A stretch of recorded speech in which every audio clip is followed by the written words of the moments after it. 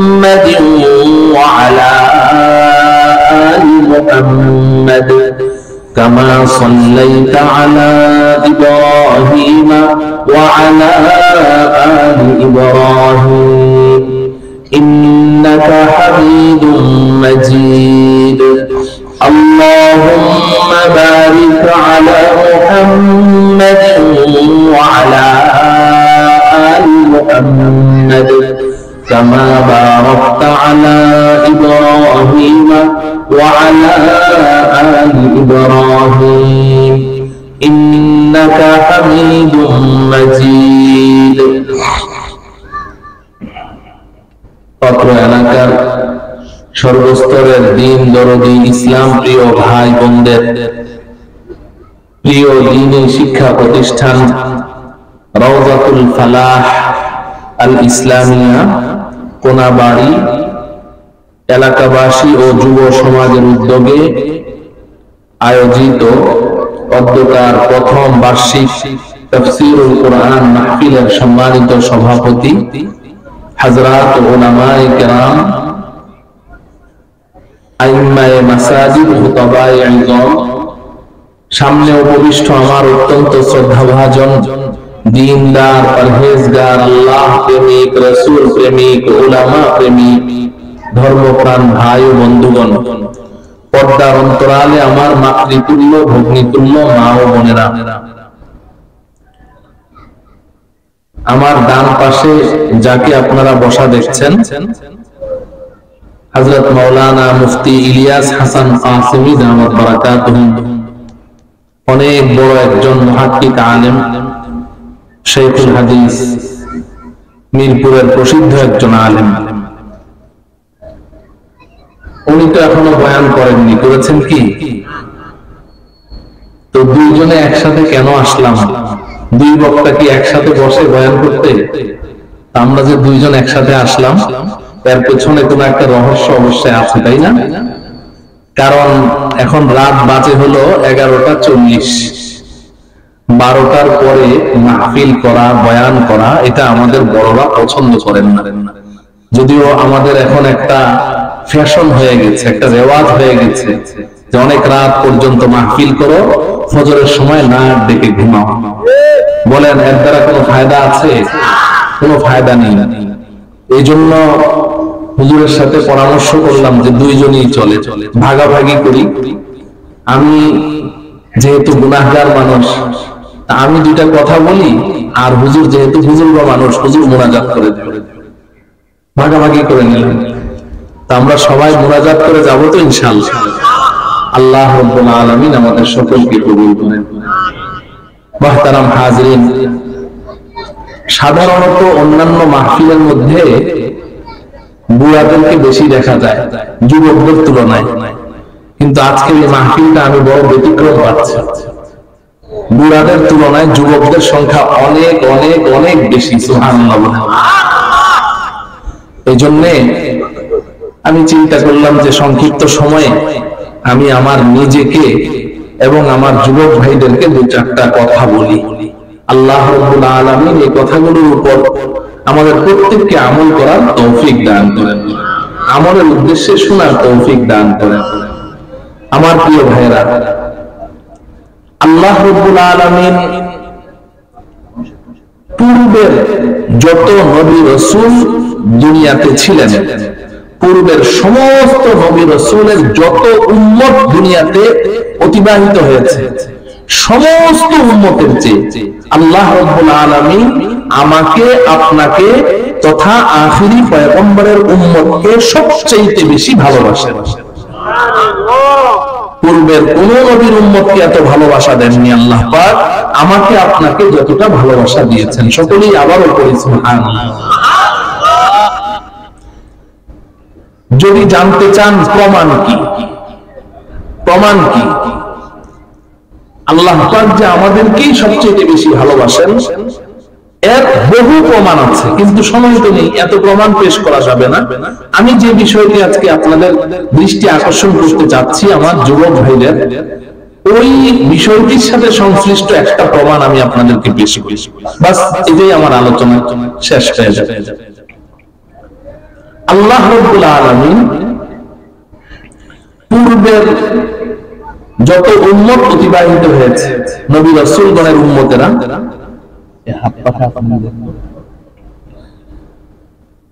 পূর্বের উম্মতেরা তাদের সাথে আল্লাহ পাকের এক রকমের আচরণ ছিল। সেই আচরণটা কি?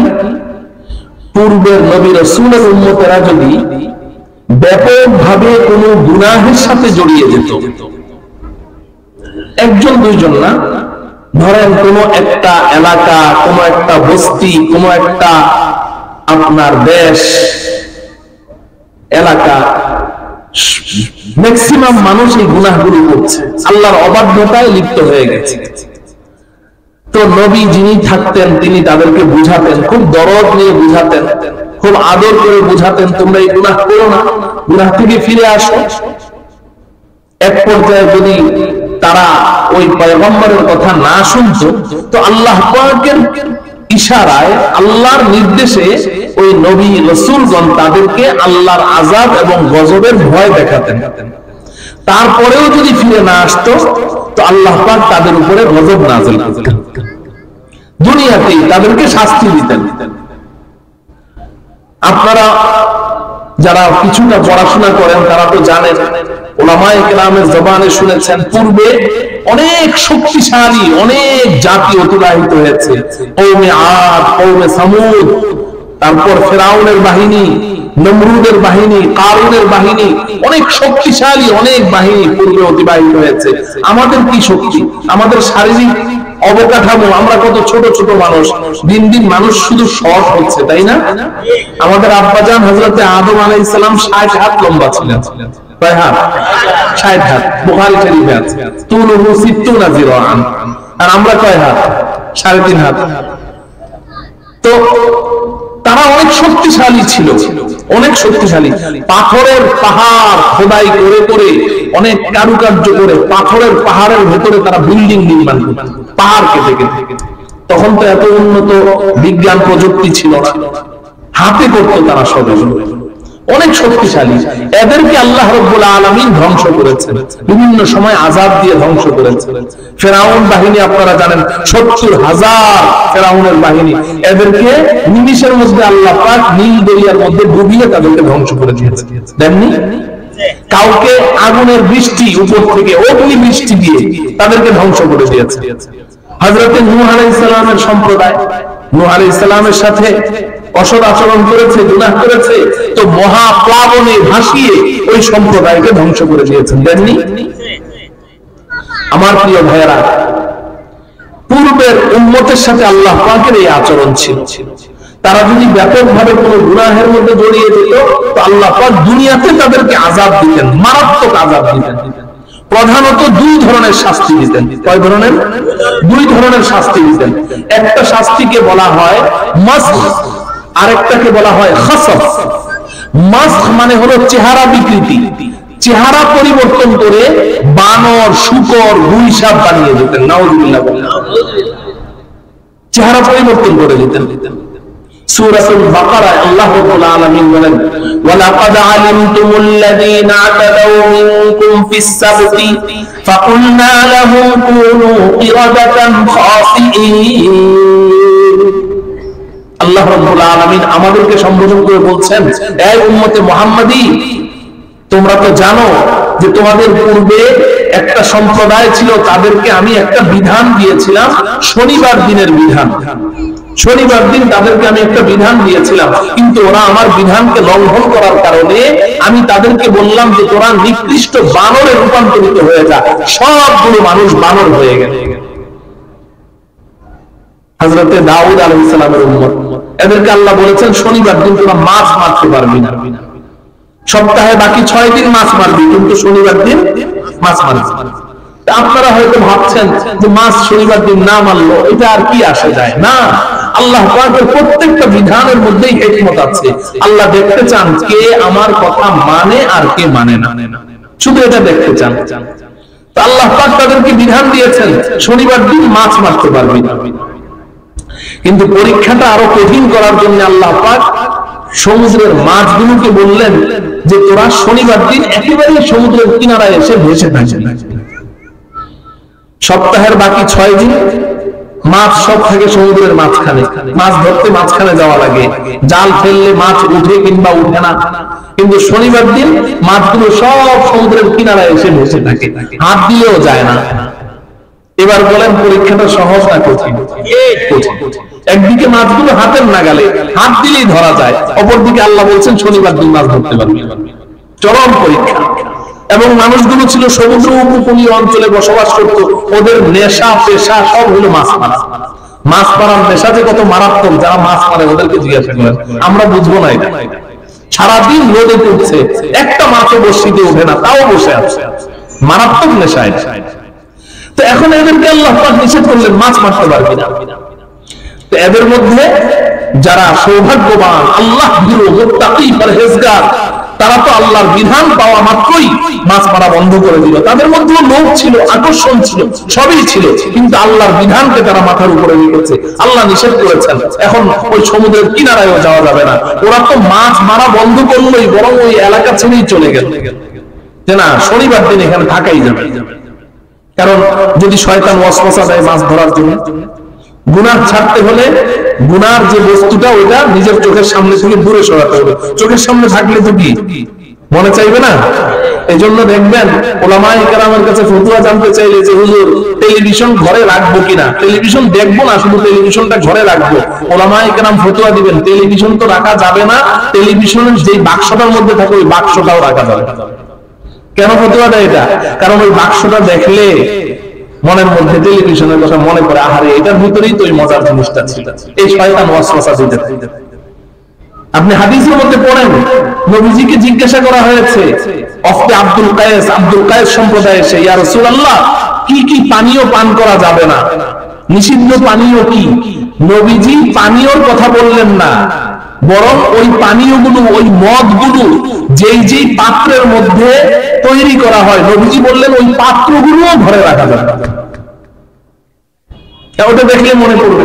তো আল্লাহ পাকের কিছু সৌভাগ্যবান বান্দা ওরা সমুদ্রের কিনারা থেকে সরে গেল, আর আরেক দল সরাসরি আল্লাহ পাকের নাফরমানিতে লিপ্ত হলো। ওরা শনিবার দিন মাছ মারতেই থাকলো, আল্লাহর নিষেধাজ্ঞা এটাকে একদম মোটেও কেয়ার করলো না, বিধানগুলি প্রদর্শন করে যারে আল্লাহ কি করবে, বাস ওরা মাছ মারতে শুরু করে দিল। আর তাফসীরে ইবনে কাসিরের মধ্যে লিখেছে যে আরেক দল ছিল, এরা ছিল বুড়া শয়তান। বুড়াগুলার মাথায় বুদ্ধি বেশি থাকে না? জোয়ানদের তুলনায় বুড়াদের মাথায় বুদ্ধি বেশি না রে?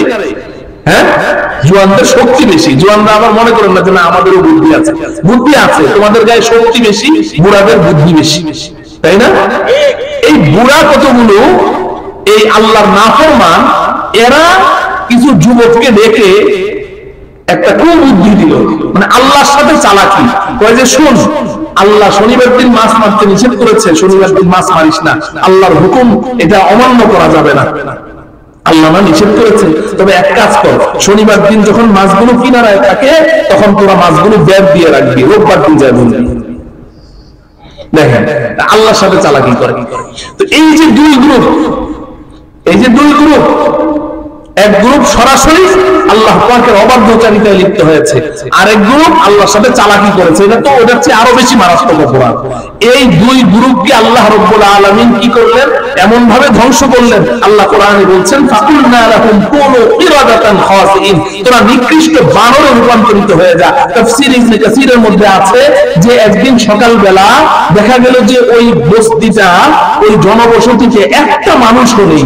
সকালে সূর্য উঠে গেছে, কোনো মানুষজন দেখা যাচ্ছে না। তো যেই মানুষগুলো আল্লাহ ভীরু, মুত্তাকি, পরহেজগার ওই এলাকা ছেড়ে চলে গিয়েছিল, ওরা তো এদেরই আত্মীয় স্বজন না।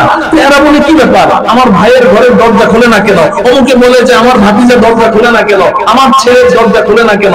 এলাকায় কোনো মানুষজন নেই। দুপুরবেলা তারা গেল ওই এলাকায়, গিয়ে দেখে একজন মানুষও নাই। ঘটনা কি? সবার বাড়িতে দরজা বন্ধ, দরজা নক করে দরজা খুলে না। পরে দরজা ভেঙে যখন ভিতরে ঢুকলো, ঢুকে দেখে ভিতরে কতগুলো শূকর আর বানর পড়ে আছে।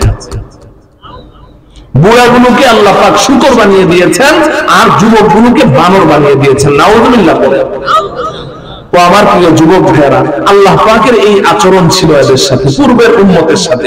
এটা তো একটা ঘটনা, এমন বহু ঘটনা আপনি কোরআনে কারীমের মধ্যে পাবেন। যখন গুনাহ করতো, গুনাহ ছাড়তো না, নবীগণের কথা শুনতো না, তো আল্লাহ এদেরকে দুনিয়াতে শাস্তি দিতেন। আর এই দুনিয়ার শাস্তির কারণে পরকালের শাস্তি মাফ হবে না, পরকালের শাস্তি পুরোটাই তাদের জন্য অবধারিত হয়ে গেছে। আরেকটা ঘটনা শোনাই। হযরতে লূত আলাইহিস সালাম, নাম শুনেছেন? লূত আলাইহিস সালাম তিনি যেই এলাকায় বসবাস করতেন, যেই সম্প্রদায়ের কাছে